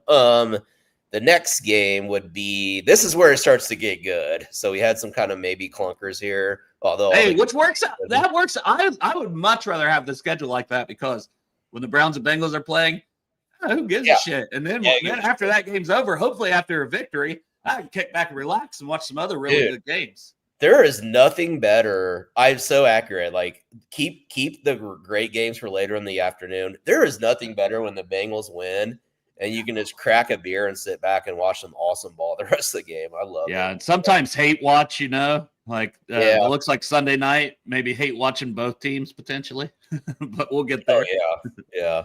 I side note, I hate Sunday night games. Not like when the Bengals play them, because I watch ball all damn day. I'm like tired by the time the game starts. I'm like, oh shit, the Bengals play. Monday night I'm cool because I'm distracted by work during the day. Thursday night kind of the same. But Sunday night games, I'm like, if the Bengals never play on a Sunday night again, I'm completely fine with that. Hell yeah. The next game, so it's San Francisco at Seattle. San Francisco's favored by 2.5. This is in Seattle. I'm really I don't even know with this game. Like, I kind of surprised San Francisco's favored. I just kind of feel like they're getting a little bit older. Their O-line up front, I like Seattle's matchups there. So I'm taking Seattle in this game. All right, you'll save me from having to do it. I was thinking, since it was in Seattle, I was like, but I don't. A lot of these early picks, I'm going with who I think is at least a little bit better quarterback in a lot of these matchups. And I'm still not a Sam Darnold truther there for Seattle. So, and I know they lost some weapons at receiver. I'm not sure what they're doing there. They're still trying to solidify the line. They've added some good pieces, but, maybe that's still another year away from being a completely good unit on the O-line, and Darnold could struggle a little bit. So I'll go 49ers, but we'll see, man. I feel like the 49ers they feel like they're close to almost a rebuild coming up with Trent Williams' age and the way McCaffrey's injured a lot. I mean, you do have, I guess, your quarterback in Brock Purdy, but I'm still not I still don't know that he's a top 10 quarterback like some people claim for him to be. I mean, he's okay, but yeah, I'm surprised they haven't tried to rip off the Band-Aid a little bit sooner. Maybe he's still not going to his contract's still not going to count hugely against the cap. So it's give it one more ride with the Kittles of the world, the Bosas, so on and so forth. So, but yeah. Yeah. And I like Jackson Smith and Jigba, but I'm not so sure about Cooper Kupp. Can he get back to the form he had a couple years ago when he was one of the best receivers in the league? So I'm going to go with the 49ers, but being in Seattle, wouldn't surprise me if they can pull out the win there early in the season. Yeah, those are always fun games when San Francisco and Seattle play. True. Even when San Francisco was really, really kind of in their heyday, Seattle would always give them fits. All right, the next game, this is a fun one. Detroit at Green Bay, 425. The line is Green Bay favored by 2.5, kind of a push. Yeah, this is a barn burner coming out of the gates. Detroit at Green Bay. Yeah, Green Bay's going to be fired up, so it's at Green Bay. Ah, man, Lions are good. I love Dan Campbell as a coach. He's going to have his guys ready to go. Jahmyr Gibbs is such a good running back. But I don't know. Jordan Love, I wasn't a believer, but he's been very good. If Micah is healthy and able to play in this first game, I think the fans are going to be pumped. I'm going to just stick with a home field advantage, but it's basically a coin flip game. And even in my head, I feel like it's a coin flip game. And I like the Lions. I like Dan Campbell as a coach, but I'm going to go with the Packers. I'm just going to think that their fan base is too excited right now, and they help cause some chaos, cause some false starts and things for the Lions and pull out a close one. But maybe it's a high scoring game even. Maybe both teams get in the mid-20s. I don't know what to exactly expect from this game, but I think it'll be a very fun game to watch. I'm going to go with Green Bay as well. I do think, big culture guy with Campbell, is breaking in a couple new coordinators, obviously. Their defense, they had kind of struggled, injured, like guys coming back from injury. I think they're going to be one of those teams that are kind of like middling to start with, and they start to turn it on.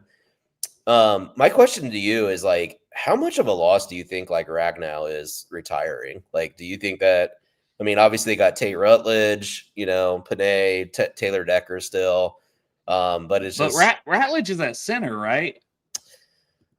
Did they? Yeah, I guess you're right. They did move him to center, didn't they? And I don't love that. So that's why I think it's a big loss, because I'm not sure what he is as a center, to be honest. And I feel like he's bigger, right? Like, I don't know. I kind of like my centers like 6'3", 6'4", and I believe, what is he, 6'6" or something? Yeah. So I just don't know. I just don't know how that's going to play out with him at center. I know he's a good football player. I like him, but I liked him too. Like, if he came here to be our right guard, in no world was I thinking him at center. And then Ragnow's retirement kind of forced them to have to move around and do something there with him at center. So I do think that could be a really, really big loss for the Lions this season. I think their line could take a step back because, shuffling some pieces. We'll see how that comes around. I mean, I don't know. A lot of people, where were you at Christian Mahogany coming out? Like, he had a really good year last year. Like a third round pick, and he's just sitting there, goes in the 6th round. I was one of the many Bengals fans that was pissed that we didn't try to pick him up that draft. I know a bunch of Bengals fans was like, "Go get this dude!" Like, and he's been decent for them. Yeah, he has. Yeah, he has. He's played well. So yeah, maybe I'll eat my own words on that. Like, now that I think about it with Mahogany, Taylor Decker, he's like Ohio State Buckeye still going, dude. It's pretty impressive. The next game, and we only have a few more left here, is Houston at Los Angeles. I think this is going to be a fun game. That's in LA, 4:25 start. LA's favored by 2.5. I'm actually taking LA, and I'm actually taking LA by 10+. Ooh. I don't like Houston's offensive line at all. I think it's a train wreck. Like, they traded away guys. Some of the guys that they signed have been kind of older and marginal. I think Rams pass rush is going to eat. And I don't know, man. I just kind of feel like LA continues to ascend. I like their drafts. I like how scrappy they play on defense. I think, it's going to be a big year for Stroud. He has to bounce back, but I just don't think it's going to be against LA. So I'm taking LA plus 10. I was leaning Houston as a homer for Stroud, and then you reminded me what they've done with that line. They weren't good last year on the line, and they got rid of Laramie Tunsil. Oh, I still don't understand that one. I do love their defense. I love their pass rush. I love what Houston can do there. D'Amico Ryans being a defensive coach.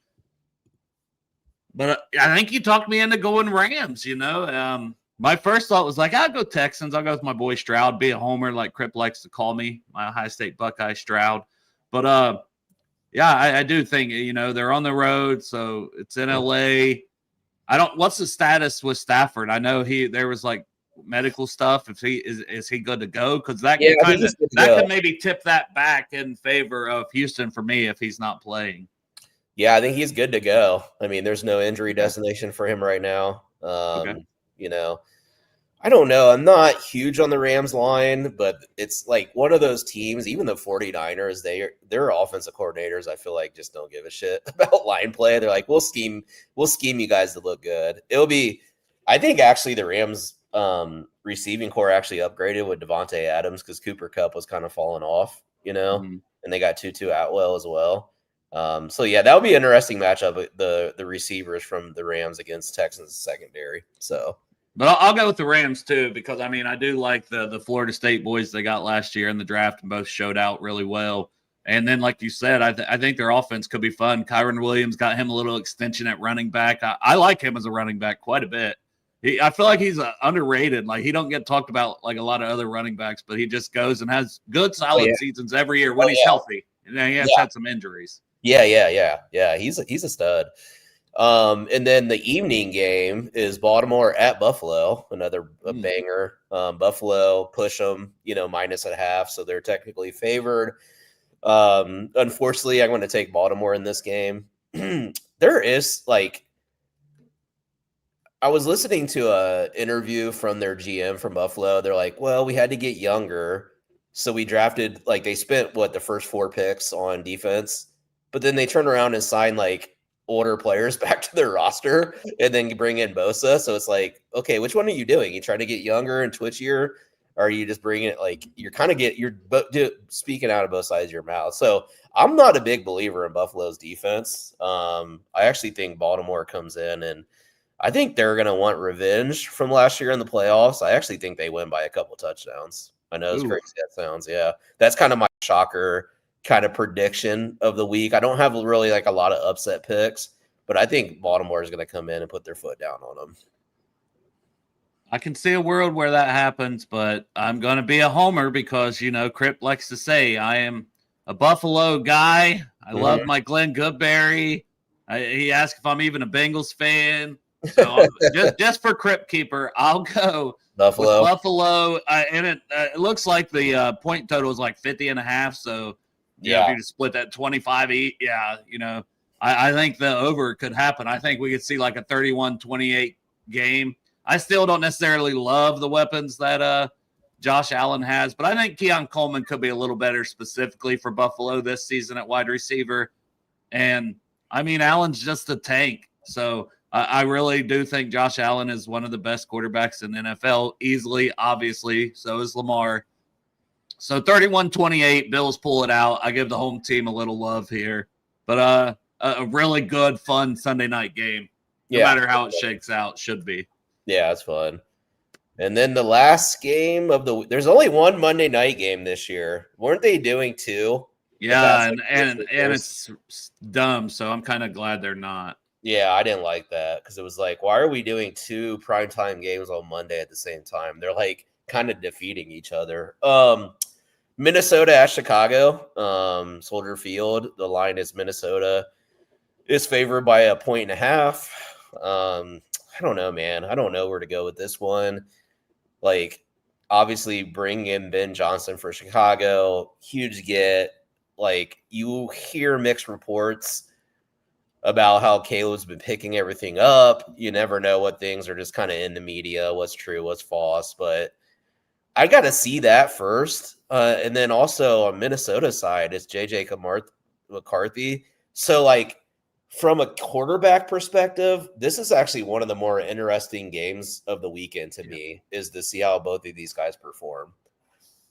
And they might both suck, and it could be an ugly game. And Minnesota has a pretty good defense. I feel like the Bears have tried to invest in their defense, but I'm going Chicago because, and here's why.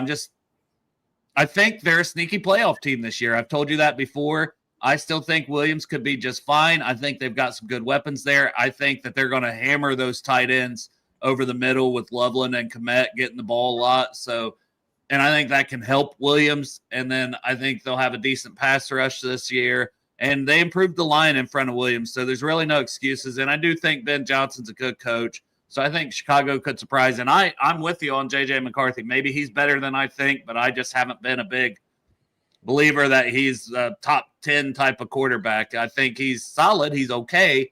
And you've got some good weapons, but Jordan Addison is out for the first 3 games. So maybe they struggle. We got him in week 3 too, but I'm going to go Bears on Monday Night Football. But I think it'll be close. Either way, I think it'll be a close game. Yeah, I'm going to go Bears too. I think with the fact that it'll be interesting because that's J.J. McCarthy is one of those dudes that I was never really impressed with in college, but obviously NFL scouts saw something there. So it's he's been a winner. To be fair to the kid, he's been a winner everywhere he's went and done enough for his teams to win, and seems like a good leader and a good kid at least.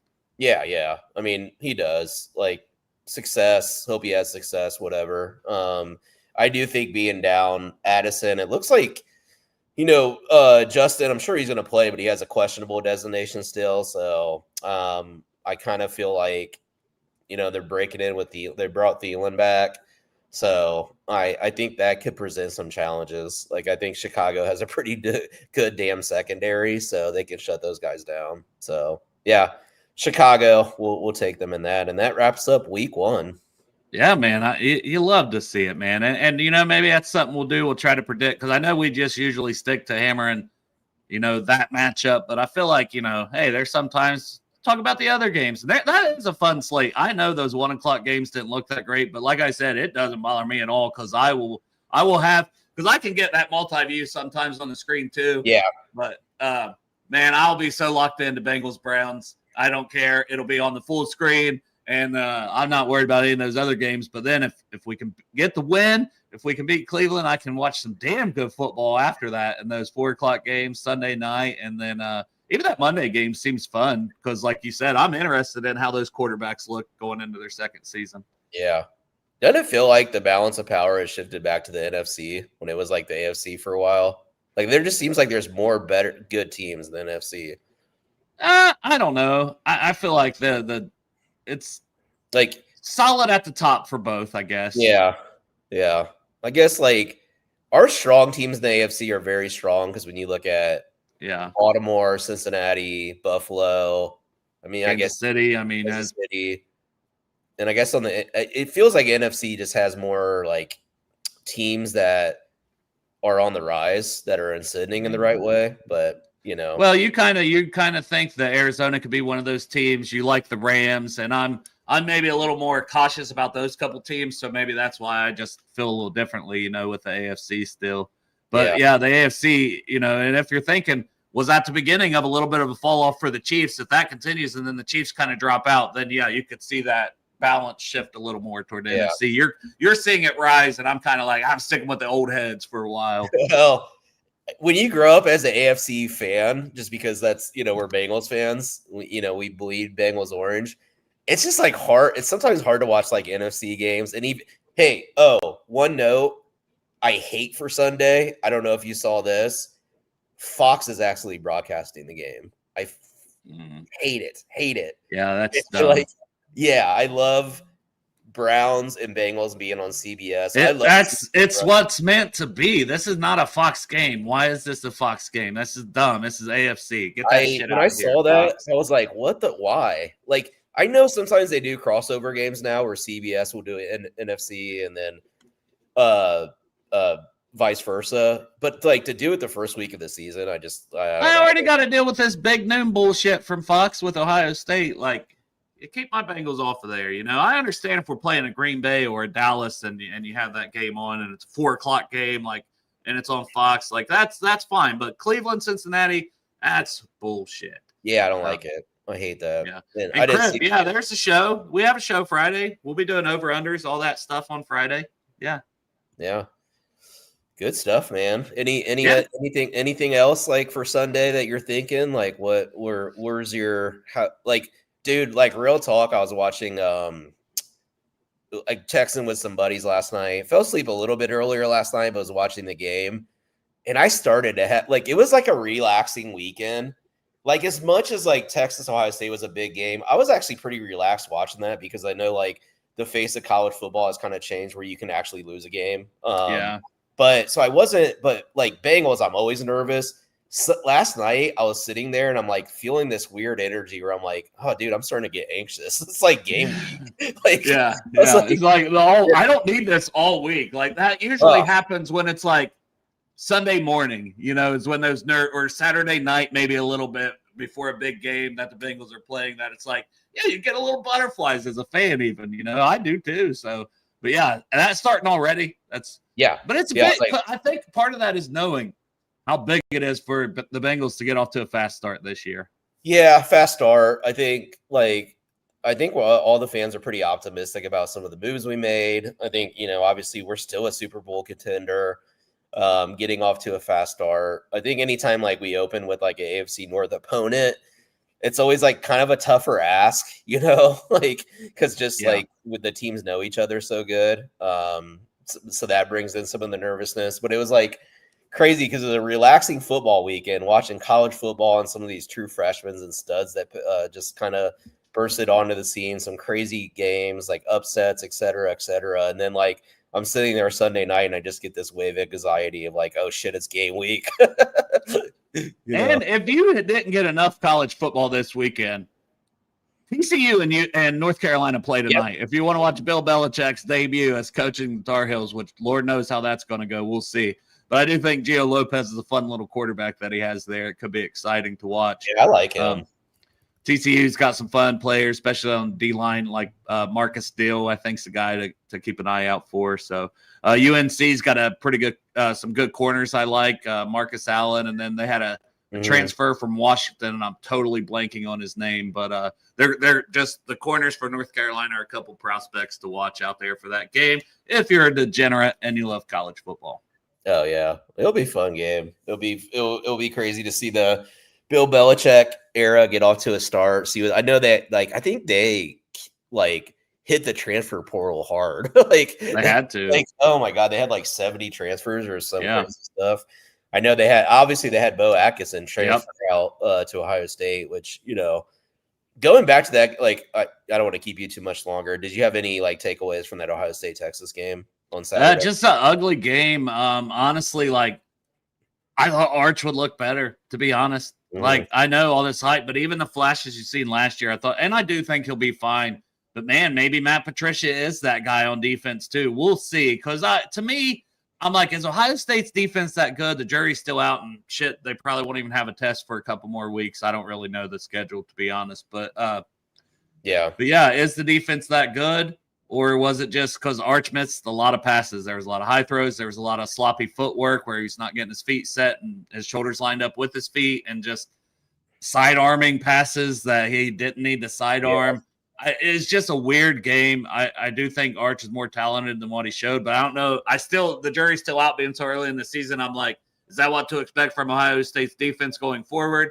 Or is that just a quarterback that isn't quite nearly ready for the NFL and it's going to need a couple seasons to even be on that, talk of being an NFL quarterback? Yeah. It was it felt like I saw some of the film breakdowns where they were dropping 6 in coverage. I don't think they knew what they were looking at. I don't think Sark knew what he was facing. I guess you kind of got to give him some leeway, knowing first time seeing Patricia on the college level, don't know really what to expect from him kind of thing. I mean, you can go back to some Bill Belichick defenses, but he did put together some nice schemes. I know that they had Arvell Reese turn away. Yes, I saw that. It was beautiful. Yeah. I think Arvell Reese really stood out. That dude was fork lifting. I was listening to a podcast from Jim Lachey, or not a podcast. Well, yeah, a podcast. The Buckeyes color commentator. He used to play line. Obviously, he's been the Buckeyes color guy forever on the radio. Yeah, son was in the draft for Iowa last year. Yep. I thought Luke Montgomery played okay. He wasn't he had said he might want to see a little more competition at left guard. I actually thought the line played somewhat okay, but then some takeaways I've been listening from some different sources, they're maybe they didn't play that good. I don't know. I know that it's Texas defense, and I thought I mean we talked about this. Colin Simmons didn't look like the stud that he's been built up to be. And I know he had a great season as a true freshman. I'm not crapping on the kid, but he didn't do much versus Ohio State. And that one you pointed out to me, and then it showed the replay. Cardell Tate was just locking him down. Yeah. And as a receiver, locking down an edge player, what are we doing here, man? That shouldn't happen. But yeah. I know he had a couple reps on Phillip Daniels, and Daniels just kind of owned him. So I was he didn't get a lot of pass rush opportunity because the Ohio State played so conservative. So yeah, they did. And I thought, honestly, Texas maybe should have ran the ball more. If I was a Longhorns fan, because they were getting some decent carries. But I do think from the Buckeye side of it, they held those running backs in check, and that was a big thing because those are 2 NFL running backs in Trey Wisner and C.J. Baxter. So I think that put a lot of pressure on Arch because they were able to at least stop the run enough. And even those short yardage plays where they would, and Ohio State getting those stops and on the goal line stops. And Caden McDonald's just a big old boy in the middle of a defense. And I love him as a run defender for Ohio State. Yeah, I think our D-line held up pretty well against, for the most part. I do agree. I'm surprised, Texas didn't want to – because Wisner did get loose on a couple runs, Yeah. It's kind of – this is where it's like sometimes like the impurities of like football is awesome because if you actually box score watch, Texas almost beat Ohio State in every category, like average EPA per play, average yards, everything from that perspective. But it felt like we kind of like dominated the game at the same time. It felt like we could have won by more. It's kind of like one of those things where it's just. But I got nervous there toward the end, man, because like, oh, they got a touchdown, then they got the ball back, and then Arch made his best throw of the day down the sideline, left sideline on that one play, and I'm like, here we go. This damn thing's going to be tied up with all the momentum going in Texas direction, but Ohio State was able to pull it out. Fun game. Game. If he hit Wingo on that crosser, man, like I don't think he had too many, sloppy. Dude, I don't think Wingo had too many people around him. That would have been a big gainer. So it's just it was a sloppy play. It's like it's just right there. Just set your feet a little bit and get the ball out in front of the guy. So somebody was like, he was sidearming quite a few passes, and then some people noticed that he was doing like this with his shoulders quite a bit. So not like playing doctor or anything. It's like, is there something going on there? I was wondering that for most of the game, honestly, because just like, man, everything was weird.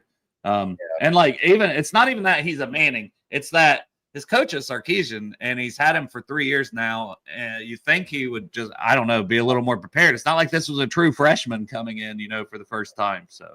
Well, somebody brought up a good point. It was like, why was Sark calling a game like he didn't trust Arch when you had him there for 3 years? Like, there's some oddness there. There's definitely some weirdness. Yeah. I don't know. So, hey, I was just happy Davis and Igbinosun didn't get no damn penalties. But the guy who I had above him, he's like my corner 10, but because he just hadn't played too much football, but he played it for a couple of years. And every time he went in there, I loved him. I thought he was one of our better corners when he got opportunities. Jermaine Matthews, finally a full-time starter. Wasn't just the interception. He was fantastic that whole game. So that's a corner prospect to watch. Obviously, Caleb Downs is Caleb Downs, just the highest football IQ. Like, that's just a coach on the field. Oh, yeah. He's incredible. I mean, it was crazy to see, like, I mean, this is 2 games that the Texas has been able to keep, Jeremiah Smith in check. Well, they just so much attention to him, So yes, the first game there was in the Cotton Bowl last year when he had like 1 catch for 4 yards. Actually, this game they did cloud a little bit, but it's not as much as you would have thought. Not as much as that Cotton Bowl game. Yeah, and like Sayin didn't let the one rip early in the game. He had the couple drops after that. He looked frustrated. Things that you normally hadn't seen out of Jeremiah Smith. So hopefully that. If I'm Ryan Day, I'm saying, listen, I know you're great, but that's a bad look, man, when you're out there, kind of showing your quarterback up a little bit too on some of that stuff. Yeah, I didn't like, there was a route, I think I texted you, like it was right before Texas got the ball in that final drive. Sayin hit Ennis on a crosser and got tackled by like 3 yards short. I think Jeremiah ran a slant route there and it was just jogged. I didn't like that, So if I'm throwing up some red flags, like that's just being nitty picky. I will say, he'll be fine. He's such a freak. He'll be fine. But to say that was a good game from Jeremiah Smith would just be flat out lying. It just wasn't one of his better games. I was really like. That true freshman corner, Littleton from Texas, that dude was like he was on the tip of the ball. Yeah, I mean he was awesome. Muhammad was pretty good. It's going to be exciting when we play. We'll probably play them in the playoffs again. Yeah, exactly. There's a good chance those teams see each other again. Yeah, LSU pulled out a big win. Clemson has all this talent. And it's just like, I don't know. And Antonio Williams going out early in that game. That's what I told Pork Chop. I said, you guys got a little lucky with that because that's a fringe first round type wide receiver. No, they still got a bunch of young players that are good, but I've been really hit or miss on Cade Klubnik this whole time when a lot of people's had him as like quarterback 1. And I'm like, I don't see that. And I'm not even sure if I see a first round pick.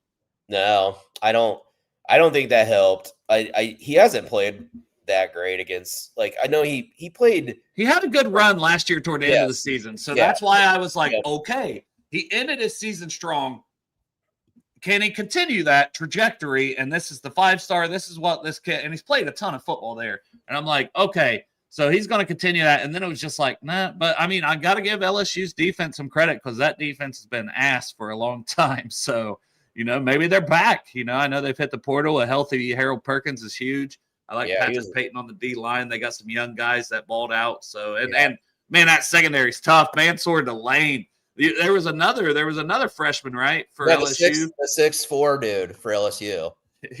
Yeah, he was the top recruit. He was locking dudes up. I mean, the amount of freshmen on the field this weekend that made like an actual impact was really impressive. Like really impressive. So I don't know. Like the Miami receiver last night, I don't know if you caught any of that. Like he was making plays all over the place. We were watching some of that game. Notre Dame losing, man. Carson Beck didn't look bad. It was like Miami seemed to have a pretty decent game plan for him, and they ran the ball a lot. And Notre Dame, man, I question what the hell they're doing. Why didn't they run the ball more? Yeah. And where the hell was Jaden Greathouse? Put that guy on a milk carton. Greathouse. Yeah, it's like Jordan Faison had a pretty good game. Get the ball more. Eli Raridan, that tight end, and that's a guy that I just put in the draft guide not too long ago. But he hasn't done much, but he's always been like, okay, this guy, there's potential there, there's talent there, and he's a senior now, and it's like him and Marlon Klein from Michigan, 2 tight ends that are guys that I think could be big risers this season at that position for the draft. Yeah. There was some. It was a good week 1. I mean, I think like a little choppy across college football. Like for the most part, obviously the defenses are still ahead of the offenses, so wasn't the cleanest football. But I also think like when you look at just the scale or the grand scale theme of things, I just feel like the national title is still like wide open. 100% this season. I feel like it's wide open, and honestly. Just great matchups. Like I know some of the games were sloppy, but man, we had some top 10 matchups, some top 5 matchups, like a lot of good teams, good games out there. So I thought it was a fantastic weekend of college football. Fun. And now we got college football this coming weekend. We still have some college football tonight. Thursday night NFL action, Friday NFL action, Sunday NFL action, Monday NFL action. College football, like football's back, baby. So it's back. Great wall to wall, man. Wall to wall. I'm excited. The show went a little long because, hey, there's a lot to talk about with the college football. There's a lot with NFL kicking off. And obviously, if you missed the early parts of the show, the first 40, 45 minutes was all about the Bengals versus Browns matchup. So you can always subscribe to us on YouTube. Go back, check that out. Hit that like button. Tell us how awesome we are in the comments. Or be like when I'm writing articles and be like, oh, man, you suck. Like I get that a lot in there already. So fun stuff. Yeah, good stuff, man. Yeah, I'm excited for Sunday. I think we talked about a lot of key matchups, and I'm sure we'll talk about it a little bit more on Friday as we go through the week and stuff. So yeah, good Monday, nice Labor Day, more football tonight, and just settle in for the week. Absolutely, man. I enjoyed it, and I love the Brew Crew. I appreciate all the Brew Crew, man, tuning in, keeping that chat moving, giving us lots of fun stuff to talk about with us. And, I mean, collectively, I think we all picked the Bengals to beat the Browns. But we'll be back talking more about that with over-unders, seeing what's out there on the betting lines, because that's just a fun way to preview the show after previewing it on Monday, on Friday. Yeah. But we'll talk about all kinds of stuff again on Friday. But that's more why we do the over-unders. It's just another way to look at the game than just pure matchups like we do on Monday. So kind of look at more individual things and what the Vegas lines and this, that, and the other is out there about. So that'll probably be more what the show's like Friday. But thank you all for tuning in. And